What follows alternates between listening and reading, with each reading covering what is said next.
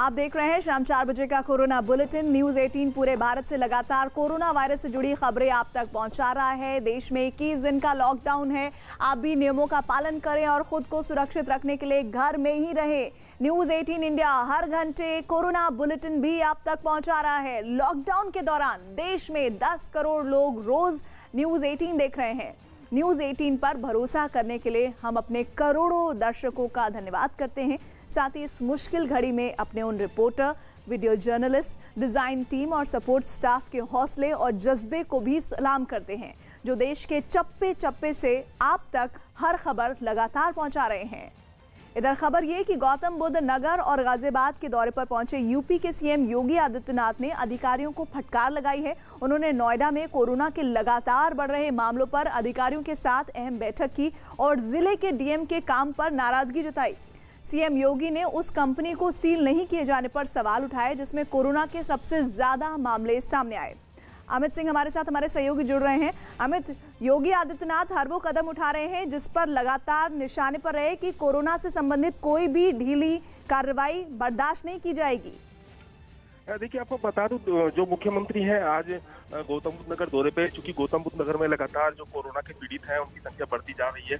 आज भी कोरोना पीड़ित मिले, कुल मिलाकर 33 संख्या हो गई। उसी को देखते हुए आज सीएम ने गौतम बुद्ध नगर में अधिकारियों के साथ समीक्षा बैठक की, जिसमें जो सीएम थे वो बिफर गए, अधिकारियों को जमकर फटकार लगाई और साथ में डीएम और जो सीएमओ थे उनको फटकार लगाई। कहा कि आपने बड़ी लापरवाही करी, क्यों ना जिस कंपनी से इतना ज्यादा वायरस फैला उसे क्यों ना तालाबंदी की गई, क्यों समय पे रहते हो आपने एक्शन नहीं लिया। इस चीज को लेकर जो मुख्यमंत्री थी काफी नाराज थे और जिलाधिकारी और सीएमओ को फटकार लगाई। और साथ ही वाकई में अगर इस मामले को संजीदगी से नहीं लिया जाएगा तो दिक्कतें हो सकती हैं। धन्यवाद आपका जानकारी के लिए। इधर उत्तर प्रदेश के मुख्यमंत्री योगी आदित्यनाथ ने लॉकडाउन के दौरान तमाम हालात का जायजा लेने के लिए गाजियाबाद और नोएडा का हवाई सर्वेक्षण किया। लॉकडाउन के बाद उत्तर प्रदेश से लगी दिल्ली की सीमाओं के सील होने के बावजूद हजारों की संख्या में मजदूरों के पलायन के बाद पैदा हुए हालात की समीक्षा करने के लिए सीएम योगी ने नोएडा का दौरा किया है। और यूपी के बरेली में जिले के बाहर से आए लोगों को सैनिटाइज करने के नाम पर उनकी जान से खिलवाड़ करने का मामला सामने आया है, जिस पर कांग्रेस और समाजवादी पार्टी ने यूपी सरकार को घेरा, क्योंकि बरेली में बाहर से आए लोगों को सैनिटाइज करने के लिए सड़क पर बैठा दिया गया और उसके साथ उन्हें आंख बंद करने के लिए कहा गया और फिर उनके ऊपर केमिकल वाले पानी की बौछार की गई। बताया गया कि केमिकल का छिड़काव होने की वजह से कई लोगों की तबीयत बिगड़ गई। कुछ लोगों और बच्चों की आंखों में जलन की शिकायत हुई। मामले पर सियासत गरमाती देख बरेली के डीएम ने दोषियों पर कार्रवाई की और बात कही है। साथ ही पीड़ितों का इलाज करवाए जाने का दावा भी किया है।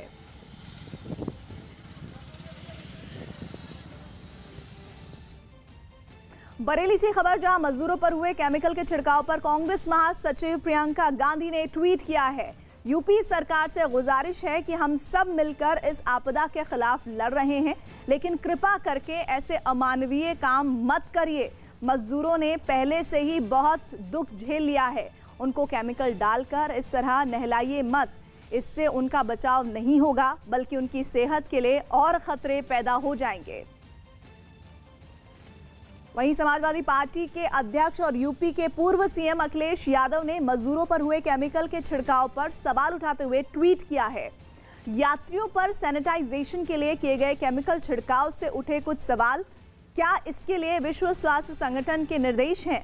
केमिकल से हो रही जलन का इलाज क्या है? भीगे लोगों के कपड़े बदलने की क्या व्यवस्था है? साथ में भीगे खाने के सामान की क्या वैकल्पिक व्यवस्था है? इधर बीएसपी प्रमुख मायावती ने भी बरेली के मजदूरों पर केमिकल के छिड़काव पर सवाल उठाए और सरकार से कार्रवाई की मांग की। उन्होंने ट्वीट किया, देश में जारी जबरदस्त लॉकडाउन के दौरान जन उपेक्षा व जुल्म ज्यादती की अनेकों तस्वीरें मीडिया में आम है, परंतु प्रवासी मजदूरों पर यूपी के बरेली में कीटनाशक दवा का छिड़काव करके उन्हें दंडित करना क्रूरता व अमानवीयता है, जिसकी जितनी भी निंदा की जाए कम है। सरकार तुरंत ध्यान दे। अमेरिका के पेंसिल्वेनिया राज्य में एक महिला पर जानबूझकर कोरोना वायरस फैलाने की कोशिश का आरोप लगा और पुलिस ने उसे हिरासत में ले लिया। बताया गया कि एक दिन पहले वो महिला पेंसिल्वेनिया के हैनोवर शहर में एक किराना स्टोर पहुंची और वहां रखे बेकरी, मीट और खाने पीने के सामान की ओर मुंह करके खांसने लगी। जिसके बाद स्टोर के कर्मचारियों ने उसे बाहर निकाला और पुलिस को जानकारी दी। इसके बाद स्टोर में रखे करीब $35,000 यानी भारतीय रुपयों में 26 लाख रुपए से ज्यादा का सामान कूड़ेदान में डाल दिया गया और पूरे स्टोर को सैनिटाइज किया गया। कुछ घंटे बाद पुलिस ने उस महिला को हिरासत में ले लिया और बताया कि महिला ने जानबूझकर किराना स्टोर में यह हरकत की। हालांकि उस महिला की शुरुआती जांच में कोरोना वायरस का संक्रमण नहीं पाया गया, फिर भी उसका मेडिकल टेस्ट कराया जा रहा है। अमेरिका ने जानबूझकर कोरोना वायरस फैलाने वालों के खिलाफ आतंकवाद विरोधी कानून के तहत कार्रवाई करने का आदेश दिया है। रिजल्ट पाए हैं अब तक जो हमारी रिलेटिवली पॉजिटिव स्टेज है, हम फिर से जीरो स्टेज पे आ सकते हैं, हम फिर से फेल हो सकते हैं।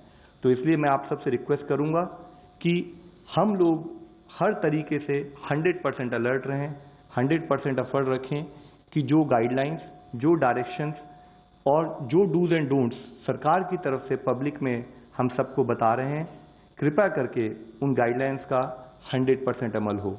हम इसमें 99% भी अमल जो है वो हमारे एफर्ट्स को फिर से हमें बेकार कर देगा। इसके लिए आप सबका सहयोग हमारे लिए बहुत ज़रूरी है। इस केस में मैं ये आपकी दृष्टि में फिर से लाना चाहूँगा कि दुनिया भर के केसेस को अगर हम देखें तो ऐसे केसेस भी पाए गए हैं कि एक व्यक्ति ने 100 और 100 से ज़्यादा लोगों को इन्फेक्ट किया और इंटर्न उन लोगों ने जाकर बाकी कई हजारों लोगों को इन्फेक्ट किया। तो कारण ये रहा कि एक व्यक्ति की लापरवाही से पूरे देश में वहाँ पर महामारी के रूप में कोविड-19 बीमारी फैल गई है। जैसा मैंने आपको पहले भी बताया है कि आज जरूरी है कि हमारे सबके कंटिन्यूड पॉजिटिव एफर्ट्स 100% सिंसियरिटी से देश को इस बीमारी से निजात दिलाने के लिए लगे रहें।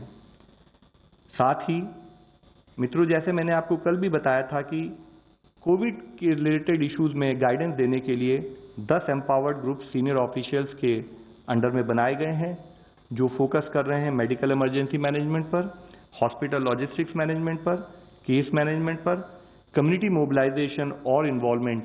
ऐसे जो मुख्य अंश हैं उसमें वो हेल्थ मंत्रालय को अपनी सलाह, गाइडेंस और अपनी डायरेक्शन दे रहे हैं ताकि हम इस समस्या से बाहर आ सकें। एम्स न्यू दिल्ली और national institute of mental health के द्वारा कंट्री लेवल पर विस्तृत लेवल पर ट्रेनिंग्स ऑर्गेनाइज की जा रही हैं, फील्ड लेवल पर ऑनलाइन मोड के थ्रू, ताकि हम अपनी हॉस्पिटल प्रिपेयर्डनेस को, कैपेसिटी बिल्डिंग को इम्प्रूव कर सकें।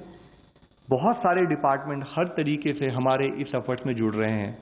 उदाहरण के तौर पर मिनिस्ट्री ऑफ स्किल डेवलपमेंट और एंटरप्रेन्योरशिप ने अपने सभी नेशनल स्किल ट्रेनिंग इंस्टीट्यूट्स और उनके हॉस्टल्स को क्वारंटाइन और आइसोलेशन फैसिलिटी बनाने के लिए निर्णय ले लिया है। मिनिस्ट्री ऑफ स्किल डेवलपमेंट और एंटरप्रेन्योरशिप ने हमें ये भी लिखा है कि जितने भी हेल्थ केयर के जो स्किल डेवलपमेंट कार्यक्रम उनके लेवल पर चले हैं, उसके द्वारा 1 लाख कर्मी हैं जो हमारी सहायता के लिए आज हमें उपलब्ध हैं। उन्होंने हमें 2000 हेल्थ केयर ट्रेनर्स और 500 से ज़्यादा हेल्थ केयर असेसर की भी एक सूची भेजी है, जो कि हमारे को क्वारंटाइन, आइसोलेशन और हॉस्पिटल फैसिलिटीज़ में इन्फेक्टेड लोगों के इलाज में सपोर्ट कर सकती है। साथ ही ministry of north eastern region ने नेशन वाइड लॉकडाउन के चलते नॉर्थ ईस्ट रीजन में मेडिकल इक्विपमेंट्स और इमरजेंसी गुड्स के ट्रांसपोर्टेशन के लिए कार्गो एयर फ्लाइट्स के लिए एक्सक्लूसिव रन करने की मंजूरी भी दी है। अगर हम आज का डेटा और इससे पहले का डेटा भी एनालाइज करें तो जैसे मैं पहले भी बताता रहा हूं कि हमने पाया है कि जो लोग एल्डरली हैं और जो साथ में उनको कोमॉर्बिडिटीज जैसे hypertension, chronic disease, kidney disease, diabetes और पल्मोनरी डिजीजेज या साथ में डिक्रीज इम्यूनिटी है उनकी, वह लोग ज़्यादा ससेप्टेबल हैं इन्फेक्शन के। तो उसके तहत हम कंटिन्यूसली उनसे रिक्वेस्ट करते आ रहे हैं कि उनको लॉकडाउन और सोशल डिस्टेंसिंग का पालन जरूर करना चाहिए। मिनिस्ट्री ने कल ही एल्डरली पॉपुलेशन के लिए एप्रोप्रिएट प्रिवेंटिव हेल्थ मेजर्स क्या हैं उसके लिए भी एक डिटेल्ड एडवाइजरी इशू की है। हमने कहा है कि एल्डरली पॉपुलेशन पर्टिकुलरली जितने भी हमारे डूज एंड डोंट्स हैं उनका पालन करें, सारी गाइडलाइंस का फॉलोअप पूरा हो, उसके लिए उनसे रिक्वेस्ट की गई है। इसके साथ ही कोविड-19 जिन जिन केसेस में रिपोर्ट हुए हैं वहाँ पर जो पब्लिक प्लेसेस हैं उनका डिसइंफेक्शन कैसे किया जाए उसके ऊपर भी एक डिटेल्ड गाइडलाइन कल हमने इशू की है, जिसमें इंडोर एरियाज, आउटडोर एरियाज और पब्लिक टॉयलेट्स को कैसे डिसइंफेक्ट किया जाए उसके बारे में हमने गाइडलाइंस बनाई हैं। मैं आप सबके द्वारा सभी को सूचित करना चाहूँगा कि ये जो हमारी गाइडलाइंस हैं ये हमारी वेबसाइट mohfw.gov.in पर भी उपलब्ध हैं। कृपया करके इनको आप पढ़ सकते हैं और इनके द्वारा जो हमने सलाह सूचना दी है उसको उपयोग करें। माननीय प्रधानमंत्री जी ने 29 मार्च को मन की बात कार्यक्रम में आम जनता से बात करते हुए एक अपील की थी। उन्होंने कहा था, एवं एवं विकार अपि तरुणे साध्यते सुखम, यानी बीमारी को उसकी जड़ से ही खत्म करना चाहिए।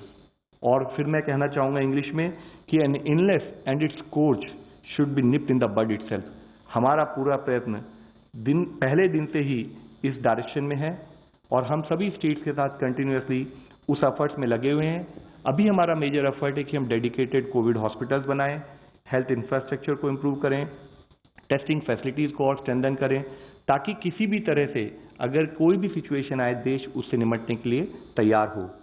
एक विषय मैं फिर से कहना चाहूंगा कि हमें किसी को पैनिक करने की जरूरत नहीं है, हमें जरूरत है अवेयरनेस की। ये बीमारी है, बीमारी के बारे में अगर हमें सारी टेक्निकल डिटेल्स पता होंगी, हमें उसके डूज एंड डोंट्स का क्लैरिटी होगी और हम उसको ढंग से फॉलो करें तो सामूहिक रूप से ये लड़ाई हम लड़ सकते हैं और जीत सकते हैं। इस लड़ाई में अर्ली आइडेंटिफिकेशन एक क्रूशियल स्टेप है। मैं फिर सबको यही रिक्वेस्ट करना चाहूंगा कि कोई भी आदमी, कोई भी अगर किसी भी जगह पर उसको अगर कोई सस्पेक्टेड फीलिंग भी हो तो छुपाए नहीं, डरे नहीं, बाहर आए, हमारे कॉल सेंटर या और तरीके से जो गवर्नमेंट हेल्थ फैसिलिटी से संपर्क करते हुए वो हमें बताए, ताकि हम उसको प्रॉपरली स्क्रूटनाइज करके जो मेडिकल सपोर्ट है वो प्रोवाइड कर सकें।